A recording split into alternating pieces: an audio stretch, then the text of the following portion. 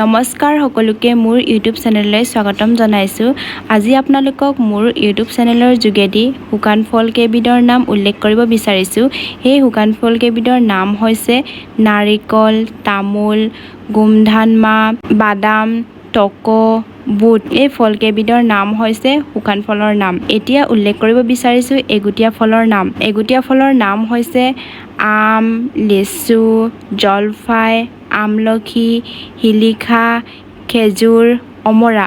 এই ফল কেইবিধৰ নাম হৈছে এগুটীয়া ফলৰ নাম। আকৌ এতিয়া উল্লেখ কৰিব বিচাৰিছোঁ বহুগুটীয়া ফলৰ নাম। বহুগুটীয়া ফলৰ নাম হৈছে ডালিম, কমলা, কঁঠাল, নাচপতি, পনিয়ল, লেটেকু, অমিতা, কল, কৰ্দৈ, আটলাছ, তৰমুজ, বৰটেঙা। এই ফল কেইবিধৰ নাম হৈছে বহুগুটীয়া ফল।